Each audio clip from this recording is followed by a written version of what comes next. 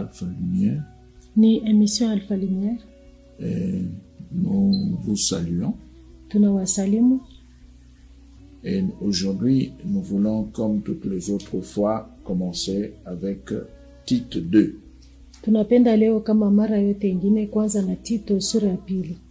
Et là, dans Tite 2, na kule mu Tito sura ya pili, nous allons lire le verset 11 et 12. Tutasoma mstari ya 11 na ya 12.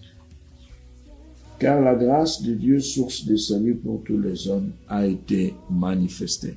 Kwa maana neema ya Mungu chemchemu ya wokovu juu ya watu wote ilionekana. Elle nous enseigne à renoncer à l'impiété et au convoitisme mondaine. Inatufundisha kukataa uovu na tamaa za dunia. Et à vivre dans le siècle présent selon la sagesse, la justice et la piété. Na kuishi mwi wakati kufatana na hekima, akili na utawa. Alors, quand nous prenons le texte donné dans le verset 12, wakati tunabeba usomi ile banaleta mstari ya pili, nous voyons que la grâce enseigne le renoncement. Tunaona sema neema inafundisha kukana. C'est pourquoi il est dit, elle nous enseigne à renoncer. Ndio maana banasema akitufundisha sisi kukataa.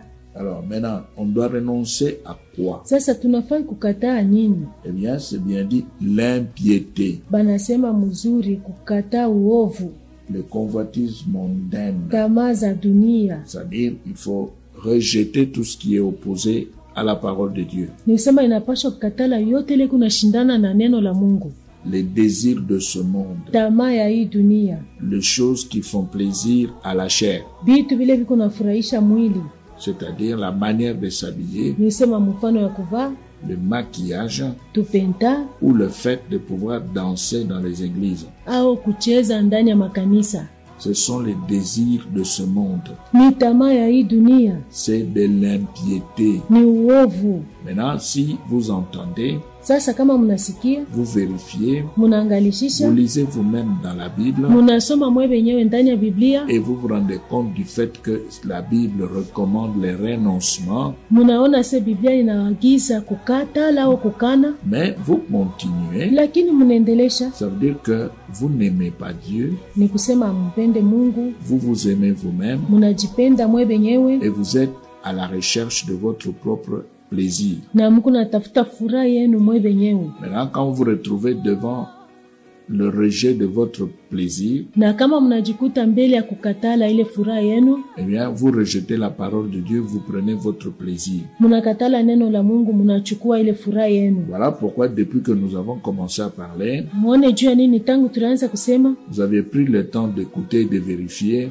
Mulibeba wakati ya kusikia na kutazama vizuri. Vous avez fait des recherches dans la Bible. Mulitafutisha ndani ya Biblia. Vous avez causé, posé des questions aux serviteurs de Dieu. Mulizungumuza mkauliza watumishi wa Mungu. Mais vous continuez. Lakini munaendelesha. Malgré tout ce que vous avez entendu. Ingawa yote ile mulisikia. Malgré les vérifications. Ingawa kuangarishisha. Malgré les questions que vous avez posées. Ingawa maswali ile muliuliza. Vous continuez. Munaendelesha. Pourquoi? Juu ya nini? Parce que vous êtes têtus. Kwa sababu muna kichwa nguvu. Et vous êtes donc des gens au cou raide. Basi munakuwa batu bashimo nguvu. Alors maintenant, comme vous n'obéissez pas, sa vila muti, bien donc vous rejetez Dieu. Basi munamkatala Mungu. Mais ceux qui obéissent, lakini wale wanati, écoutent, wanasikia, vérifient, wanaangarishisha, posent des questions, wanauliza, échangent. Na wanageuka. Et ce sont ces gens-là na ni wale watu qui recevront la bénédiction de Dieu. Watapokea baraka ya Mungu. Parce que quand on change, kwa sababu wakati tunageuka, on entre dans la pratique de la parole de Dieu. Tunaingia ndani ya kutenda neno la Mungu. Alors aujourd'hui, basi leo, après ce petit rappel, kisha hii ukumbusho kidogo, nous voulons parler de la conversion. Tunapenda kusemea kuamini. Qu'est-ce que c'est que la conversion? Kuamini ni nini? Et quelle est la vraie conversion? Na kuamini ya kweli ni nini? Eh bien, la Bible montre, Biblia inaonyesha, à partir de Ephésiens 2, le verset 20. Kuanzia kwa Efeso sura 2 mstari ya 12. Et nous sommes là dans la version que tout le monde possède. Na hapa tuko mu version ile watu wote wako nayo. Et nous n'aimons pas utiliser d'autres versions pour ne pas vous perturber. Atupende kutumia maversion ingine juu tushimivuruki. Quelques minutes après, nous vous rappellerons notre adresse et nous vous donnerons nos coordonnées. Kisha dakika chache tutamipatia anwani yetu na simu za mkono zetu. Mais lisons d'abord la parole de Dieu dans Ephésiens 2, le verset 20. Lakini tusome mbele neno la Mungu kwa Efeso sura ya 2 mstari ya 12. Vous avez été édifiés sur le fondement des apôtres et des prophètes. Mumejengwa juu ya msingi wa mitume na manabii. Jésus-Christ lui-même Naye Kristo Yesu ye mwenyewe étant la pierre angulaire. ni jiwe kubwa la pembeni. Voilà. Vous avez été édifiés. Mumejengwa, C'est-à-dire placés par Dieu lui-même. nisema mumewekwa na Mungu mwenyewe Parce que c'est Jésus qui bâtit son église. kwa sababu ni Yesu njoko najenga kanisa lake. Et il a pris maintenant les gens, Na alichukua sasa watu, il les a placés sur le modèle des apôtres et des prophètes. aliwaweka juu ya mfano ya mitume na wanabii. Alors la vraie conversion, Basi uaminifu wa kweli c'est cette conversion qui va suivre les recommandations des apôtres. ni ile uaminifu itafuata maagizo ya mitume. Toute conversion qui s'opère en dehors des recommandations des apôtres est fausse. Kuamini kote kule kunafanyika nje ya maagizo ya mitume ni uongo. Alors, maintenant, selon le modèle apostolique, Sasa kufuatana na mfano wa mitume, la conversion, kuamini c'est une résurrection spirituelle. ni ufufuko ya kiroho.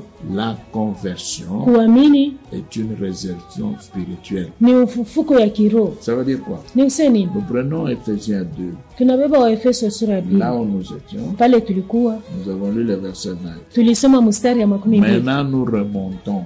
Sasa tunarudi kule yulu. Alors là, nous prenons le verset 1 et 2. Kule tutabeba mstari ya kwanza na ya pili. Ephésiens 2, 1 et 2. Wa Efeso sura ya 2 mstari ya kwanza na ya pili. Vous étiez morts par vos offenses et par vos péchés. Nani mulikuwa wafu kwa sababu ya makosa yenu na dhambi zenu? Vous voyez, vous étiez morts. Mulikuwa wafu. Morts. Wafu. Il n'y a que les morts qui peuvent ressusciter. Ni mpaka wafu ndio wanaweza kufufuka. Maintenant, Paul dit, Sasa Paulo anasema, vous étiez morts par vos offenses et par vos péchés. mulikuwa wafu kwa makosa yenu na dhambi zenu. Maintenant, comme vous étiez morts, Sasa sa vile mulikuwa wafu, vous devez donc ressusciter. munapasha basi kufufuka. Et quand vous allez connaître la résurrection, Na wakati mutafufuliwa, et c'est alors que vous pouvez parler de la conversion. ndio pale sasa mnaweza kusemea mambo ya kuamini. Parce que ce sont des réalités spirituelles. Kwa sababu ni maukweli ya kiroho. Celui qui est dans ses offenses et ses péchés, Ule ko ndani ya makosa yake na dhambi zake, il peut être physiquement debout, anaweza kuwa mumwili bwima, biologiquement vivant, mumwili mzima, mais spirituellement mort. lakini mukiroho mufu. Ça veut dire quoi spirituellement mort? Nisema nini mukiroho mufu? Il est très loin de Dieu, Dieu n'est pas avec lui. Eko mbali sana na Mungu, Mungu ana pamoja Mais naye. c'est un homme sur la terre Lakini ni mtu pa dunia, qui peut bien s'habiller, anaweza kuvaa qui vizuri, peut bien se parfumer, anaweza kuweka manukato, qui peut bien parler, anaweza kusema qui vizuri, cause avec les autres. eko nazungumza na wengine, Mais à cause de ses offenses et de ses péchés, lakini kwa sababu ya makosa yake na dhambi zake, sur le plan spirituel, mwali ya kiroho il est mort.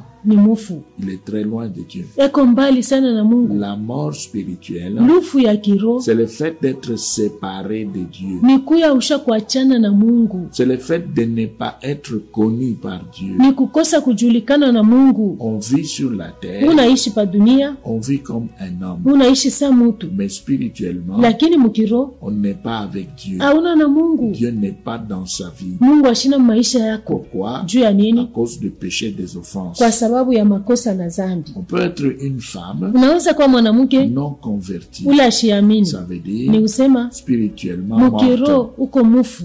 Alors spirituellement morte, Basi mukiroho mufu ça veut dire on est très loin de Dieu. ni kusema kumbali sana na Et Mungu, Dieu ne connaît pas une telle personne. na Mungu asijue mtu wa Mais hivi. maintenant, quand on n'est pas connu, Sasa kama on hujulikane, peut alors se maquiller. unaweza basi kujipenda. On peut vous dire Mnaweza que la kuniambia parole de Dieu interdit le maquillage. neno ya Mungu inakataza tupenda. la parole de Dieu interdit ce qu'on appelle mascara. Neno ya Mungu inakataza kuweka rangi pa macho. On peut dire Banaweza que la kusema parole de Dieu ne veut pas que les femmes puissent porter des vêtements transparents. neno ya Mungu haipende wanawake wavale nguo ili kunaonesha ndani. Alors on peut vous dire Banaweza que la kumionesha parole de Dieu ne veut pas neno ya Mungu que haipende la femme puisse être en mini-jupe Mwanamke ou avale mini-robe dans l'église. jipu mfupi au kanjo mfupi mkanisa. On entend.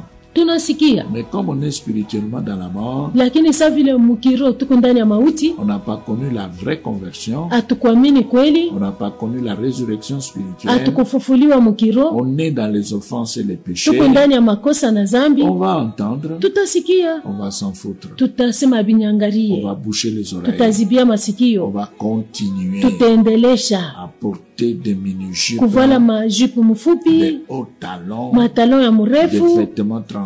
mankanjo iko naonesha bya On ndani, aura les mascaras sur les tutakuwa na paupières, marangi juu ya kope, et puis après le rouge à lèvres, na kisha tutaweka bya rouge on aura kumilomo, des fards à joues. tutakuwa na bingine pa On machafu, va entrer dans l'église tutaingia mukanisa avec des mèches et des plantes, na mamesh na maplante, et on va se lever pour danser. na tutasimama juu ya kucheza. Pourquoi? Juu ya nini? Parce qu'on n'est pas d'accord avec ce qu'on avait entendu. Kwa sababu hatuitike ile Mais tulisikia. pourquoi est-ce qu'on n'est pas d'accord? Sasa juu ya nini hatuitike? Mais c'est parce que spirituellement on est mort, Ni juu mukiro tukusha kufwa, mais physiquement on est vivant, lakini mumwili wazima, mais spirituellement mort. mukiro wafu. Maintenant, ceux-là qui vont vivre sur le plan spirituel, Sasa wale wataishi mwali ya kiro, au verset 2, kumustari ya pili, écoutez ce qui est dit. musikie ile banasema. Ephésiens 2, 2. Waefeso sura ya pili mustari ya pili, Dans lequel vous marchez autrefois, mulizotembea ndani yao zamani, selon le train de ce monde, kwa kufuata mfalme wa uwezo wa selon anga, le prince de la puissance de l'air, kwa kufuata mfalme wa uwezo wa anga, de l'esprit qui agit maintenant dans les fils de la rébellion. roho yule anayetenda kazi sasa ndani ya wana wa kuasi. Alors vous voyez ici Mnaona hapa qu'il y a le prince de la puissance de l'air. kuna kwa mkubwa wa uwezo wa anga. Et le prince de la puissance de l'air, Mkubwa wa uwezo wa anga c'est Satan. ni shetani. Maintenant, quand on est avec Satan, Sasa wakati mko pamoja na on shetani, est dans les offenses et les péchés. mnakuwa ndani ya makosa na dhambi, Et Satan garde les gens dans la mort. na shetani anachunga watu ndani ya lufu. Ces gens sont vivants sur le plan biologique, mais en esprit, ce sont des morts. Hao watu ni wazima mumwili, lakini katika roho ni wafu. Ce sont donc des morts vivants. Basi ni wafu wazima, Morts spirituels vivants sur la terre. wafu mukiro wazima pa dunia, Morts spirituels dirigés par Satan. wafu mukiro wako naongozwa na Et shetani. c'est pourquoi tous ces gens Na ndio maana hao watu wote ne peuvent pas écouter la parole de Dieu et la mettre en pratique. hawawezi kusikia neno la Mungu na kuiweka katika Maintenant, tendo. quand on doit quitter la mort Sasa wakati tunapaswa kutoka mauti pour aller du côté de Dieu, juu ya kwenda kungambo ya pour Mungu, vivre, juu ya kuishi, on va connaître la résurrection spirituelle. tutafufuka mukiro. Maintenant, quand on connaît la résurrection spirituelle, Wakati tunafufuka mukiro, maintenant on peut dire qu'on a connu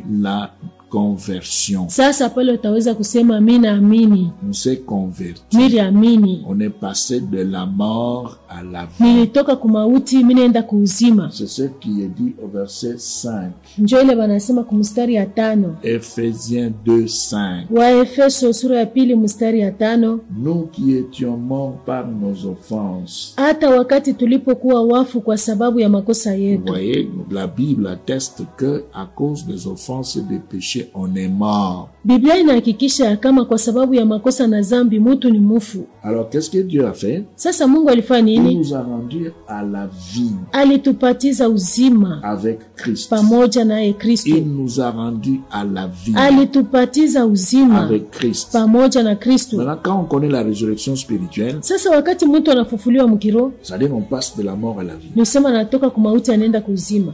On quitte Satan pour Dieu. Unatoka shetani juu ya Mungu. Maintenant, quand on est avec Dieu, Sasa wakati kuna Mungu, on va écouter sa parole, on va la mettre en pratique. tutasikia neno lake, tutaiweka mtendo, Parce qu'on est vivant spirituellement. kwa sababu mkiro kumzima Par la résurrection spirituelle, kupitia ufufuku ya kiro. maintenant on n'est plus loin de Dieu. Ça, On est avec Dieu. Hauna tena mbari na Mungu na kwa karibu na Mungu. C'est ça la conversion. Njoo ile kuamini, Être avec Dieu. kuya pamoja na Mungu, Être du côté de kuya Dieu. kungambo ya Mungu, Vivre spirituellement. kuishi mukiro, Pratiquer la parole de kutenda Dieu. neno la Mungu. Alors, maintenant, dans Alors, toujours dans Éphésiens, mpaka mu Efeso au chapitre 2, le verset 5, kusura ya pili mstari ya nous 5 ajoutons le verset 6. tunaongeza mstari ya 6, Il nous a ressuscités ensemble na alitufufua pamoja naye et nous a fait asseoir ensemble na kutukalisha pamoja dans les naye lieux célestes en Jésus-Christ. katika pahali pa mbingu katika Kristo Vous Yesu. voyez ce qu'il a fait? Mnaona ile alifanya, Il nous a ressuscités. alitufufua. Pourquoi? Juu ya nini? Parce que la vraie conversion, Kwa sababu kuamini kwa c'est kweli la résurrection ni spirituelle. ufufuko ya kiroho, Et la résurrection na spirituelle, ufufuko ya kiroho c'est le fait de pouvoir quitter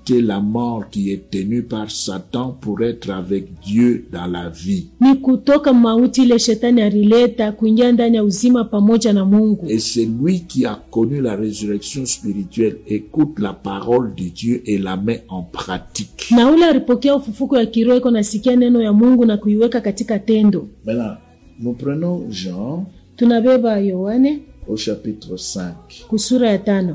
Mais avant de lire Jean, Mbele ya kusoma Yohane, cherchez Jean chapitre 5. mtafute Yohane sura ya 5. Mais nous vous rappelons aussi Tunamikumbusha hapa que c'est l'émission Alpha Lumière. ni émission Alpha Lumière. Alors, l'assemblée se trouve sur l'avenue de la Vigne, Makutano iko mu avenue de la Vigne au numéro 34. ku numero 34.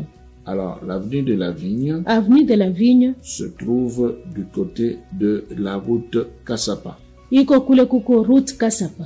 Alors, si vous prenez le bus au centre de la ville Kama mnabeba gari mutauni pour Kassapa juu ya kwenda Kasapa, et vous descendez au niveau des arrêts Âge d'Or. munashuka pa masomo ya Âge d'Or. Maintenant, là, au niveau de Âge d'Or, Sasa pale pa Âge d'Or vous êtes devant l'université Horizon. munakuwa kumbele ya Université Horizon. Maintenant, l'assemblée se trouve derrière l'université Horizon. Makutano inakuwa nyuma ya Université Horizon. Quand vous dépassez l'université Horizon, Kama munapita Université Horizon, vous marchez, vous allez derrière l'université. munatembea munenda nyuma ya université. La première avenue est collée à l'université.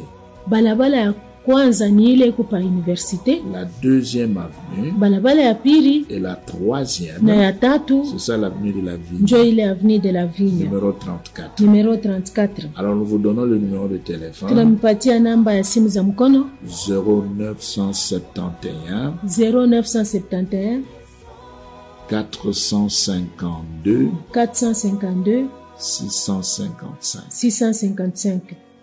Deuxième numéro Namba ya pili 082 082 515 515 0184. 0184. Voilà, nous reprendrons plus loin, Tutarudiria hapo tena kule kumbele. mais nous préférons d'abord lire la parole de Dieu et continuer. Tunapenda mbele tusome neno la Mungu na kuendelea. Alors là, nous sommes dans Jean chapitre 5 Hapa tuko mu Yohane sura ya 5 et nous lisons le verset 24. na tunasoma mstari ya 24. Écoutez ce qui est dit. Musikile banasema, En vérité, je vous le dis, kweli kweli ninawaambia nini, celui qui écoute ma parole anayesikia neno langu et qui croit à celui qui m'a envoyé na kuamini yeye ambaye a alinituma la vie ana éternelle uzima wa milele, et ne vient point en jugement, afiki kwa hukumu, mais il est passé de la mort à la vie. lakini amepita toka mauti kuingia Vous uzima. voyez, il est passé de la mort à la vie. Anatoka kwa mauti anaingia muuzima. Voilà la vraie conversion. Muone kuamini kwa C'est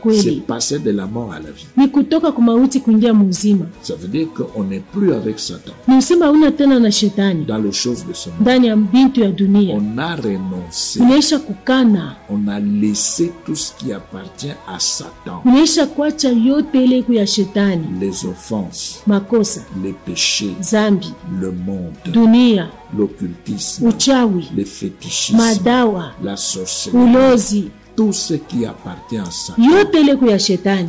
Parce que ce qui appartient à Satan Kwa sababu ile iko ya shetani garde l'homme dans la mort, c'est-à-dire loin de Dieu. inachunga mutu ndani ya mauti, ni kusema mbali na Mungu. Alors quand vous laissez, Wakati munacha, vous avez renoncé. munakana, Et comme vous avez renoncé, na sa vile munakana, maintenant il faut recevoir Jésus-Christ. Sasa inapashwa kumupokea Yesu Kristo. Et quand vous recevez Christ, Na wakati mnapokea Kristo, vous lui donnez votre vie. mnamupatia maisha yenu. En lui donnant la vie, Mkumupatia uzima, Christ vous ressuscite. Kristo anamifufua. Maintenant, vous passez de la mort à la vie. Sasa mnatoka kumauti mnaingia kuuzima. Parce que Jésus est la résurrection. Kwa sababu Yesu ni ufufuko. Maintenant, c'est lui qui le reçoit. Sasa ule anampokea, C'est lui qui lui donne sa vie. ule anamupatia uzima Va yake, quitter la mort, atatoka mauti, les camps de Satan. atatoka mkambi ya shetani, Il va se retrouver dans la vie avec Dieu. atajikuta ndani ya uzima pamoja na Mungu, Il va vivre avec Dieu. ataishi pamoja na Parce Mungu, qu'il est passé de la mort à la vie. kwa sababu anatoka kumauti anaingia muuzima. Mais maintenant, quand cet homme va écouter maintenant la parole de Dieu, Sasa wakati huyu mtu atasikia neno la Mungu, maintenant il écoute la parole de son Père. eko nasikia sasa neno la baba yake. Le Père parle Baba anasema par la Bible. kupitia Biblia. Maintenant, on entend, Sasa on unasikia, vérifie, unaangarishisha comme les disciples de Béret, sawa wanafunzi wa on Bere, met en pratique. unaweka katika tendo. Quand on découvre ce qu'on ne connaissait pas, Wakati unavumbua ile haukujua, on ne s'entête pas, haina kufaa kichwa on nguvu, vérifie. unaangalia ni kweli ni Le bongo. prédicateur a parlé, Mhubiri alisema, il a prêché. alihubiri. Maintenant, il faut prendre sa propre Bible, Sasa inafaa uchukue Biblia yako, ouvrir ufungue, et vérifier pour voir si ce qu'on a dit là, ça se trouve dans la Bible. uangalie kama ile banasema iko ndani ya Biblia. Et si vous-même, après la vérification, Na kama mwe wenyewe kisha kuangalia, vous vous rendez compte du fait que ce qu'on a dit se trouve dans la Bible, munaona sema ile barisema iko ndani ya Biblia, mais obéissez parce que c'est la parole de votre Père. mutii kwa sababu ni neno ya baba yenu. Mais maintenant, comme vous êtes déjà dans la vie avec Dieu, Sasa vile mshakuwa ndani ya uzima pamoja na Mungu, c'est la parole de Dieu qui devient votre nourriture. ni neno ya Mungu inakuwa chakula yenu. Vous ne pouvez faire que ce que Dieu a commandé, Munaweza kufanya paka ile Mungu aliagiza, pas autre chose. hapana kitu ingine. C'est pourquoi, Ndio maana toujours dans Jean, paka muiwane au chapitre 13, kusura ya 13, toujours Jean paka 13, Yohane sura ya 13. maintenant nous allons prendre le verset 35.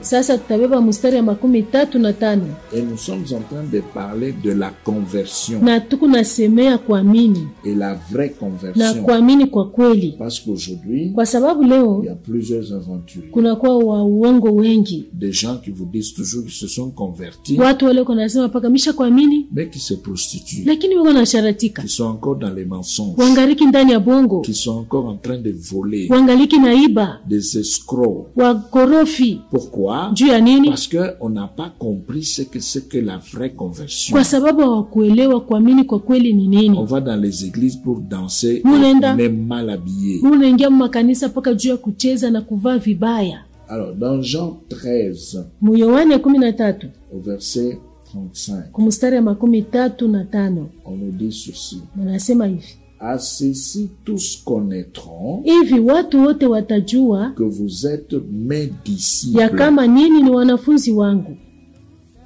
si vous avez kama nini mkiwa de l'amour na mapendo les uns pour les autres. ninyi kwa ninyi.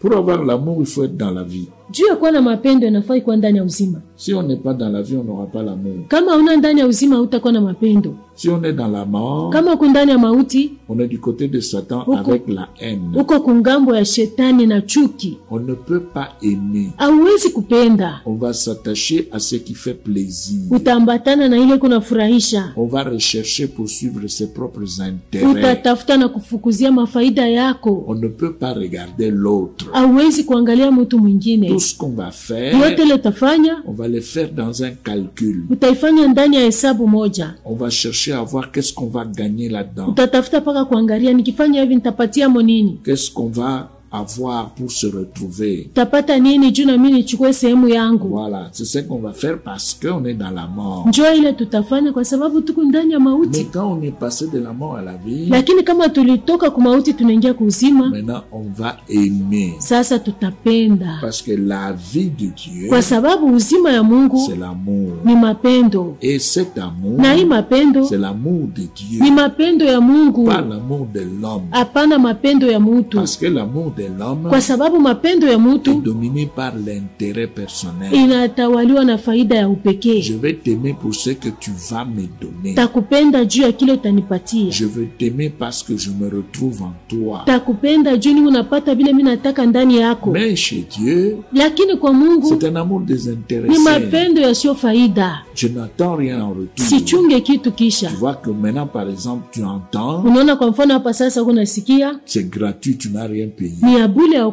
hakulipa kitu. Tu entends, Unasikia nous ne te demandons rien. hatukuombe kitu. C'est ça l'amour désintéressé. Njoo ile mapendo yasiyo faida. Nous te donnons la vie Tunakupatia uzima par la parole de kupitia Dieu neno la Mungu et nous n'attendons rien en retour. na atuchunge we utulipe. C'est Dieu seul Ni Mungu peke qui yake va bénir. atabariki, Parce qu'il est dit dans la Bible, kwa sababu inasemwa ndani ya Biblia, il y a plus de bonheur à donner qu'à recevoir. heri ya kutoa inapita heri ya kupokea. Donc tu entends maintenant la parole de Ni Dieu. kusema unasikia sasa neno la On a Mungu, payé tout ce qu'il faut tulilipa yote ile inapashwa pour que toi tu puisses entendre juu wewe upate et kusikia que tu puisses connaître ce que c'est que la vraie na conversion upate kujua kuamini kwa kweli ni et que nini, tu puisses examiner ta vie. na upate kuangarishisha maisha yako. Nous ne parlons pas pour que tu puisses nous rejoindre. Atuseme juu wewe utufuate, Non. hapana. Nous parlons Tuko nasema pour que tu puisses suivre Jésus-Christ juu wewe ufuate Yesu Kristu et que tu puisses avoir la vie na upate uzima et que Jésus soit na glorifié. Yesu atukuzwe. Alors maintenant nous allons dans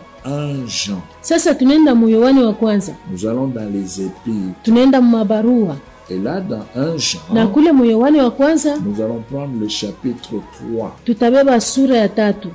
1 Jean 3. Yohane wa kwanza sura ya 3, Et là vous allez voir na kule mutaona que quand on connaît la vraie conversion, wakati mtu anaamini kweli, on passe de la mort à la vie. anatoka kumauti anaingia muuzima. On connaît la résurrection spirituelle. Mnaishi ufufuko ya kiroho.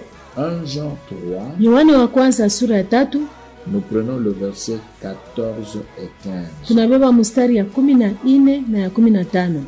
Nous savons que nous sommes passés de la mort à la vie, Sisi tunajua ya kuwa tumepita toka mauti kuingia uzima, c'est-à-dire la vraie conversion. ni kusema kuamini kwa kweli. Maintenant suivez, Sasa mfuate, parce que nous avons beaucoup d'argent, kwa maana tuko na fedha nyingi, parce que nous avons beaucoup de maisons, kwa maana tuko na nyumba nyingi, parce que nous avons beaucoup de véhicules, kwa maana tuko na gari nyingi, parce que nous pouvons voyager. kwa maana tunaweza kusafiri. Non, Sivyo, ce n'est pas cela. aina ile. Écoutez, Msikie, parce que nous aimons les kwa frères. maana tunapenda ndugu. Celui qui n'aime pas Yeye asiyependa demeure dans la mort. anakaa katika mauti. Donc les biens matériels, Basi bitu ya kupapasa ce sont les conséquences. ni matokeo.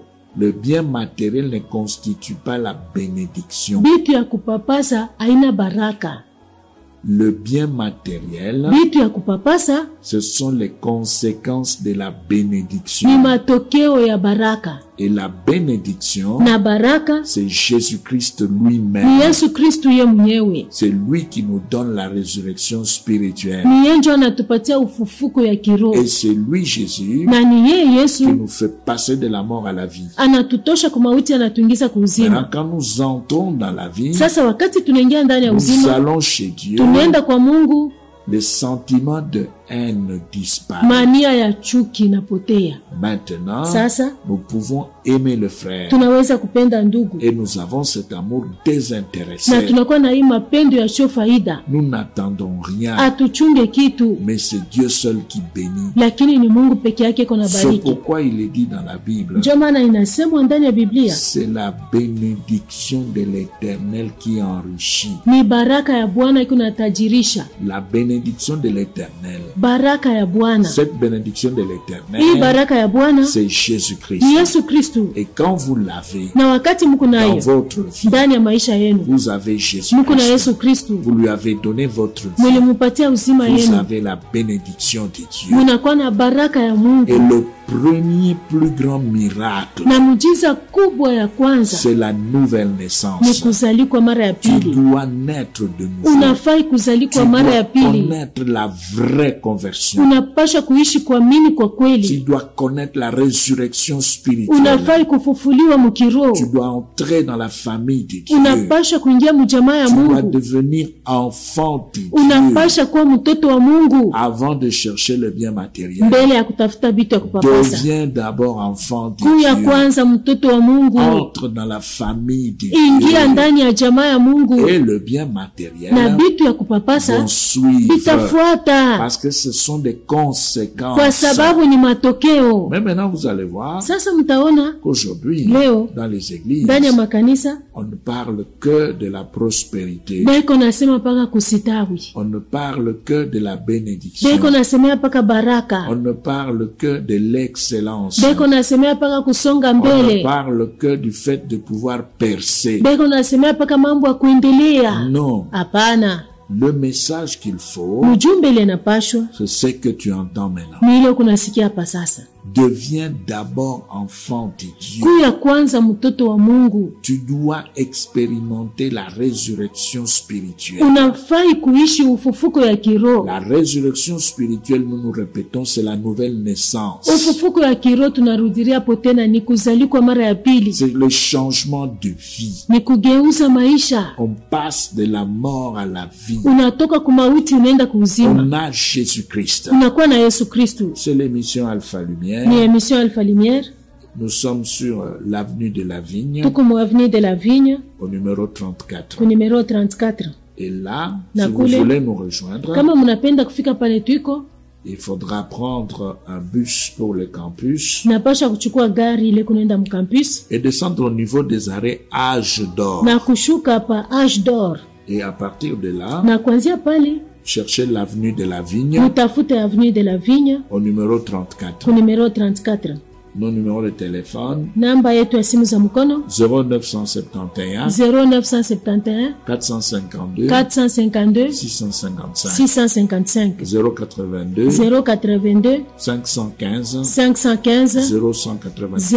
0184. Le pasteur, Mchungaji c'est le docteur Simon Pierre. ni mwalimu Pierre Simon. Voilà. Donc, vous avez les coordonnées. Munakuwa na namba zetu, Vous pouvez nous visiter. munaweza Vous kututembelea, pouvez nous appeler. munaweza kutuita, Vous pouvez poser des questions munaweza kuuliza sur le message juu ya mjumbe ou sur tout autre problème ou difficulté. au juu ya mambo ingine au magumu Nous ingine. sommes disposés, Tuko tayari, mais nous vous encourageons à pouvoir fréquenter vos églises. lakini tunamipa kiasi ya kuingia makanisa Il yenu. ne faut pas abandonner. Musiache makanisa Il yenu, faut rester là inafai kubakia et kule aider les autres na kusaidia à wengine pouvoir aussi connaître ce que vous êtes en train de découvrir maintenant. wapate kujua vilevile hii munavumbua hapa sasa, Et cela est très important. na ile kuya lazima sana. Alors maintenant, Sasa nous sommes toujours dans notre thème, la vraie conversion. tuko paka mkishina yetu kuamini kwa kweli. Même quand Dieu avait envoyé l'apôtre Paul, Hata wakati Mungu alituma mtume Paulo, écoutez la mission que Dieu avait donnée à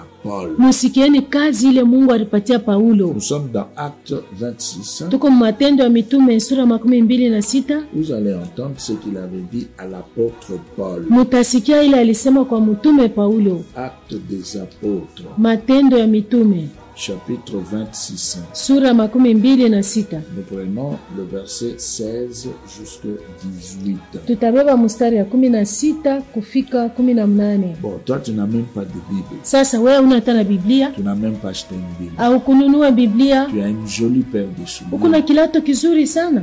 Tu vois? Non. Mais la Bible, Sasa Biblia tu n'as pas acheté. au kununue Pourquoi? juu ya nini? Il faut acheter. Inafai kununua. Ceux-là qui sont encore dans la mort Wale wangaliki ndani ya mauti ne se préoccupent pas hawezi kuangalia des choses de Dieu. mambo ya Mungu.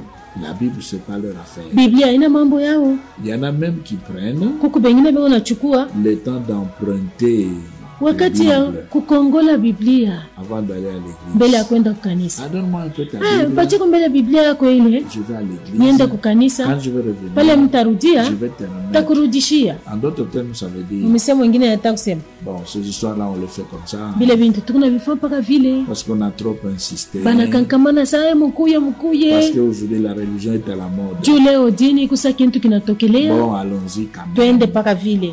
Non. Hapana. Il faut acheter sa propre Bible. Inafai kununua Biblia yako. C'est ça, être dans la vie. Njoo ile kuwa ndani ya uzima. Maintenant, vous pouvez comprendre pourquoi Sasa mnaweza kuelewa juu ya nini les gens prient.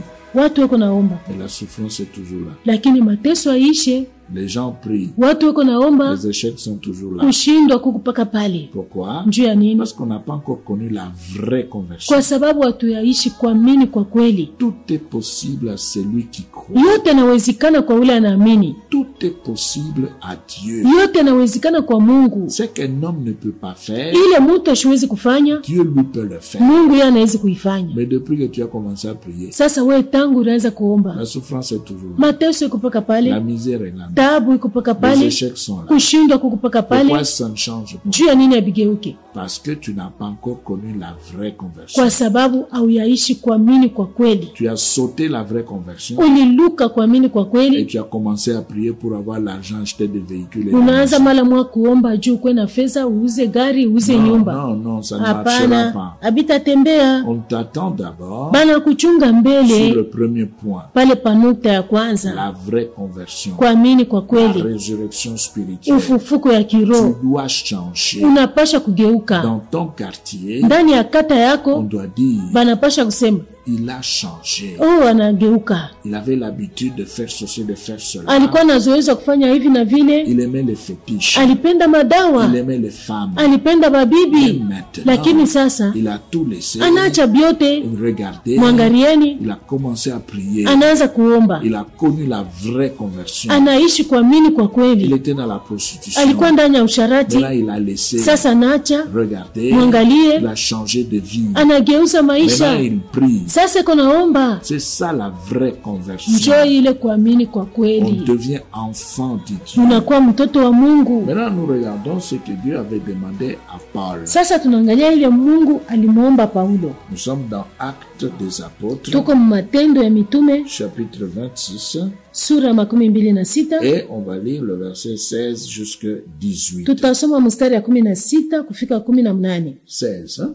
16. Mais lève-toi et tiens-toi sur tes pieds, Lakini amka, simama kwa miguu yako, car je te suis apparu pour t'établir ministre et témoin maana nimekutokea kwa sababu hii ni kuweke wewe kuwa mtumishi na mshuhuda des choses que tu as vues wa mambo ambayo utakayoona et de celles pour lesquelles je t'apparaîtrai. na wa mambo ambayo nitakuonekania. 17.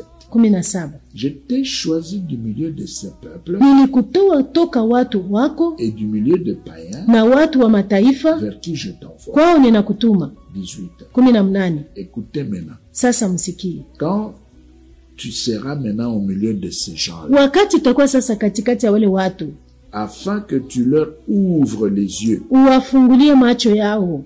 Pourquoi? Juu ya nini? Pour qu'ils passent Ili wapate kugeuka des ténèbres toka giza à la lumière. waingie nuru. C'est-à-dire que quand quelqu'un est dans les ténèbres, Musema wakati mtu yuko mugiza c'est un aveugle, ni kipofu, c'est un mort. ni mufu. Vous ne pouvez pas voir un mort Amwezi kuona mufu qui va garder les yeux ouverts. achunge tu macho yake wazi.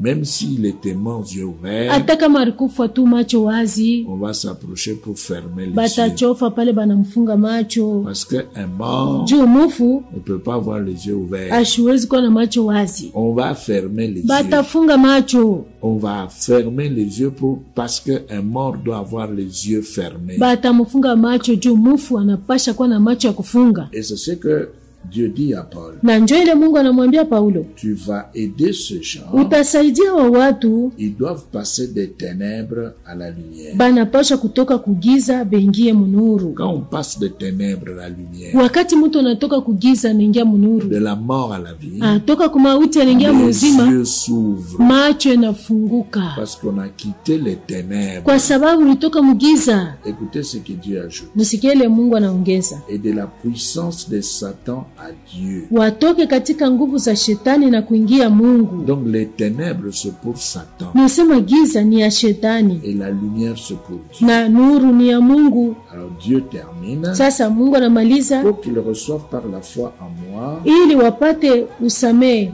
kwa imani et kwangu, le pardon de péché, l'héritage avec les sanctifiés. usamehe wa dhambi zao na urinzi pamoja nao waliotakaswa. Donc ça veut dire que l'homme Ni kusema mtu qui écoute la parole de Dieu, ule anasikia neno la Mungu il doit quitter les ténèbres. anapashwa kutoka mugiza, Les yeux s'ouvrent. macho yanafunguka. Comment ça se passe? Iko nafanyika je? Tu étais par exemple en train de te maquiller Kwa mfano ulikuwa najipenda, et toi, pour toi, ce n'était pas un problème. juu yako haikukwe mambo, Et tu allais à l'église dans cet état-là. ulikuwa nienda kukanisa vile usha kujipenda. Bon, aujourd'hui, Sasa leo on te dit que c'est mauvais. bana kwambia se ni vibaya. Maintenant, tes yeux s'ouvrent Sasa macho yako yanafunguka, et tu vas dire, mais est-ce que c'est vrai, c'est mauvais? utasema kweli ni mubaya. Et puis tu prends ta Bible Unachukua Biblia et yako puis tu vérifies unaangarishisha dans le modèle apostolique mu mfano wa mitume, et tu trouves que na unakuta sema pour les apôtres, juu ya wa mitume pas de maquillage. hakuna mambo ya tupenda. Tu vois que tes yeux se sont ouverts. Unaona sema macho yako yanafunguka. Maintenant, tu connais la vérité. Sasa unajua kweli Tu es passé des ténèbres ulitoka kugiza à la lumière. unaingia munuru, Tu étais dans la prostitution. ulikuwa ndani ya usharati. Maintenant, on te dit Sasa banakwambia que la prostitution asema usharati se trouve dans les offenses et les péchés. iko ndani ya makosa na zambi, Se trouve parmi les choses qui gardent les gens dans la mort. iko katikati ya vitu vile vinachunga watu ndani ya mauti. La prostitution, Usharati c'est une des valeurs sataniques. ni mmoja ya kitu ya shetani. Maintenant, tes yeux s'ouvrent Sasa macho yako yanafunguka parce que tu as entendu, kwa sababu tu as unasikia, entendu la parole de Dieu. unasikia neno la Et Mungu, puis tu te dis kisha maintenant, unasema sasa, ah, j'ai compris. mimi Ah, naelewa. quand tu dis, ah, j'ai compris, Wakati unasema mimi ça naelewa, veut dire que tes yeux se sont ouverts. ni kusema macho yako yanafunguka. Maintenant, tu vas abandonner les ténèbres Sasa utaacha giza pour aller dans la lumière. juu ya kwenda munuru. Maintenant, tu vas laisser Satan Sasa utaacha pour shetani être avec Dieu. juu ya kuwa pamoja na Tu vas Mungu. marcher avec Dieu dans la vie Utatembea pamoja na Mungu ndani ya uzima et tu vas connaître la résurrection spirituelle. na utaishi ufufuko ya kiroho. Physiquement, Mumwili tu seras toujours le même homme, utakuwa paka ule muntu moja connu dans le quartier. ule wanajua ndani ya kata. Tu étais de teint noir, Ulikuwa mweushi, ça ne veut pas dire qu'après la conversion, tu vas changer de teint. aina ya kusema kisha kwa mini utageuza rangi. Non, non, tu garderas toujours ton teint noir. Hapana, utabakia paka vile mweushi. Et c'est comme ça qu'on va continuer à t'identifier dans les quartiers. Njo vile mukata yako bataza sasa huyu ni fulani, Mais sur le plan spirituel, lakini mwali ya kiroho tu n'es plus enfant de Satan. hauna tena mtoto wa Tu shetani, es devenu enfant de Dieu. unakuwa mtoto wa Mungu, Parce que maintenant, kwa sababu sasa Dieu te connaît, Mungu anakujua, tu le connais unamjua par Jésus-Christ. kupitia Yesu Kristo. Ça veut dire que Ni maintenant, kusema sasa tu vas rencontrer Dieu dans sa parole. utakutana na Mungu ndani ya neno lake. Chaque fois que tu vas ouvrir la Bible Kila wakati utafungua Biblia pour lire, juu ya kusoma, pour découvrir la parole de Dieu, juu ya kuvumbua neno la tu Mungu, vas rencontrer Dieu dans sa parole. utakutana na Mungu ndani ya neno Parce lake, qu'il est dit, kwa sababu inasema Dieu se tient toujours derrière sa parole. Mungu anakuwa paka nyuma ya neno lake. Maintenant, si tu veux le rencontrer, Sasa kama unapenda kukutana naye, entre dans la Bible, dans sa parole. ingia ndani ya Biblia, ndani ya neno Tu lake, vas le rencontrer utakutana et naye tu verras, na utaona comme tu as connu la résurrection spirituelle, saa vile ulifufuka mkiro, la vraie conversion, kuamini kwa kweli, la nouvelle naissance, kuzaliwa mara ya pili, la régénération. kufanya upya. Tu vas voir maintenant que la parole de Dieu Utaona sasa neno la Mungu va changer de goût. itageuza onjo, Elle va commencer à bien goûter maintenant. itakuwa na butamu sasa. Alors maintenant, comme la parole de Dieu Saa vile neno la Mungu a changé de goût, inageuza onjo, ta vie change. maisha yako inageuka, Parce que cette parole kwa sababu hii neno a la puissance de pouvoir changer les choses. iko na uwezo wa kubadilisha vitu. Regardez au commencement, Mwangalieni katika Mwanzo pour créer. juu ya kuumba, Qu'est-ce que Dieu a fait? Mungu alifanya nini? Il a parlé. Alisema Que la lumière soit. nuru iwe, C'était fini. ilimalizika. Et il nous a dit dans la Bible, Banatuambia ndani ya et Biblia la lumière fut. nuru ikaja.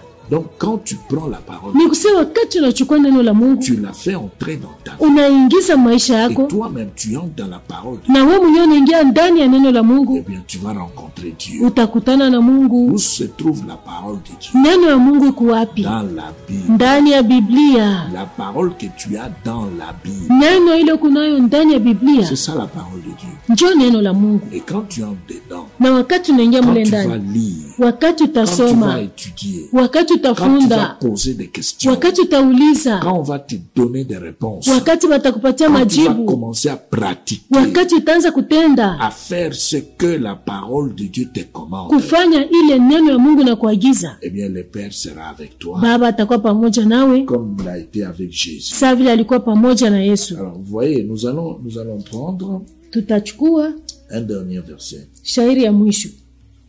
Un dernier verset qui se trouve dans Jean 15 Shairi ya mwisho iko mu Yohane 15 pour aujourd'hui. juu ya leo. Jean 15, nous lisons le verset 10. Yohane 15 mstari ya 10, Et ce sera notre dernier verset pour aujourd'hui. na itakuwa shairi yetu ya mwisho juu ya leo. Nous serons heureux de recevoir vos questions Tutakuwa na furaha ya kupokea maswali et yenu d'apprendre que vous avez pris la décision de pouvoir changer de camp. na ya kusikia kama mnachukua mpango wa kubadilisha makambi. Jean 15, 10. Yohane 15 mstari ya 10, Si vous gardez mes commandements, kama mukiti amri zangu vous demeurerez dans mon amour. mutakaa katika mapendo yangu, De même que j'ai gardé les commandements de mon Père kama vile mimi nilitii amri za baba et yangu que je demeure dans son amour. na kukaa katika mapendo yake. Voilà. Naona Donc c'est l'émission Alpha Lumière. ni emission Alpha Lumière. Nous sommes sur l'avenue de la Vigne au numéro 34 Tuko mu avenue de la Vigne numero 34. et le téléphone Namba ya simu za mkono yetu 0971 0971 452 452 655 655 082 082 515 515 0184. 0184. Que Dieu vous bénisse. Mungu awabariki.